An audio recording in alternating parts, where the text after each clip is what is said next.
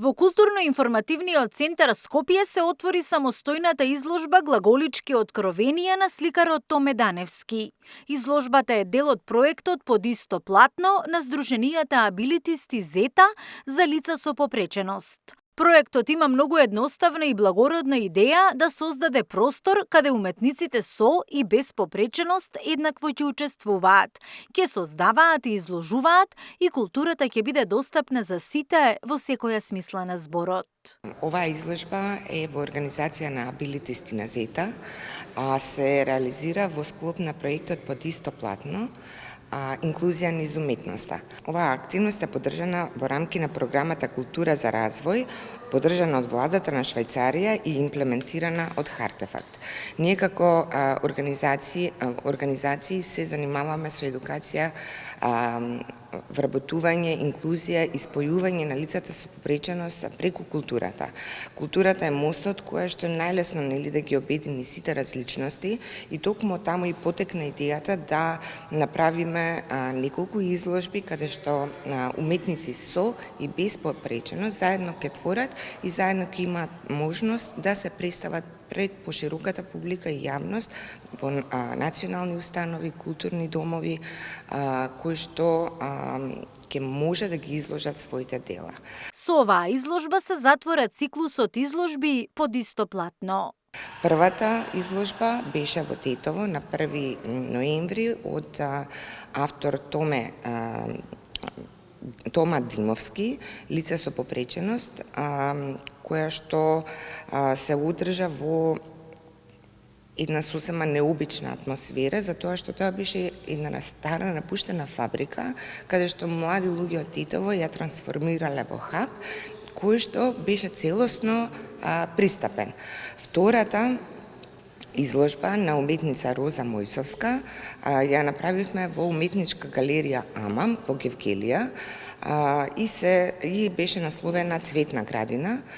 Роза Мојсовска е позната по тоа што е уметница која што црта со уста и единствената од Македонија, е во 600 во светски рамки.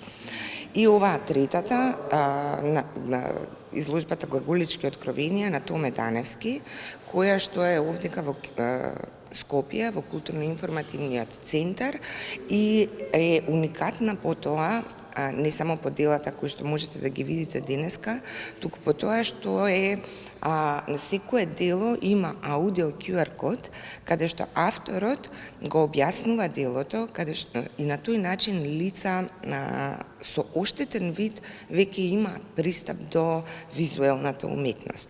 Кај младите инклузивноста е на одлично ниво, кај возрастните можам да кажам дека така е малку по-запоставена, но благодарение на медиумите како вас, кои што правите се да се поткрене јавната свест, мислам дека чекор по чекор одиме понапред во отварање на креативноста, можностите, инклузивноста и почитувањето на различностите. А авторот ни откри зошто баш глаголицата и Свети Кирил и Методи се тема, идеја и инспирација. Кирил и Методи, светителите, учителите, се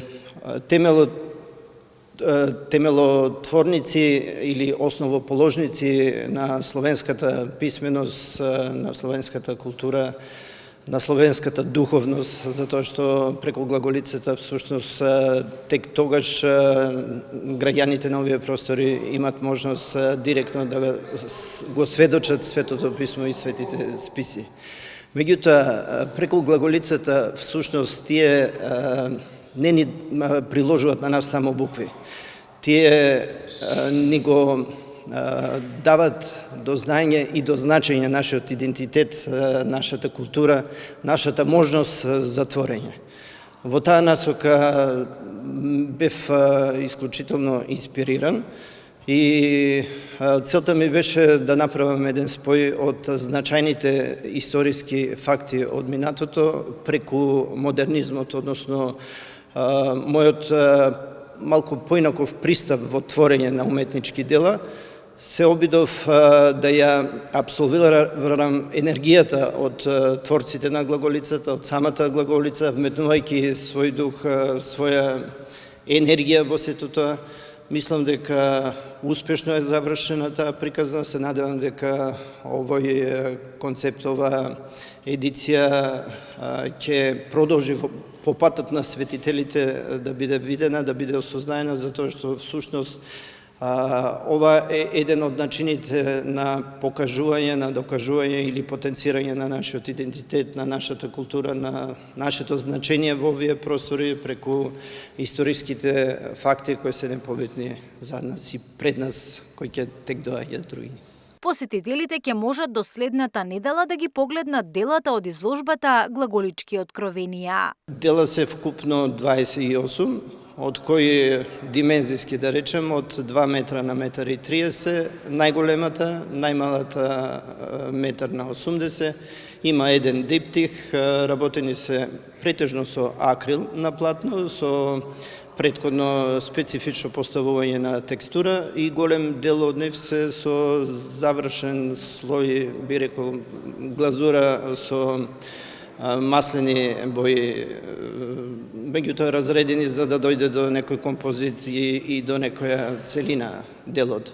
Секој дело си е приказна сама за себе, секој дело не само моите представува одраз на моменталното расположение и енергетско ниво на уметникот, односно на творецот на делата. Преку креативна соработка, овој проект ги руши стигмите и табуата за уметноста и различностите.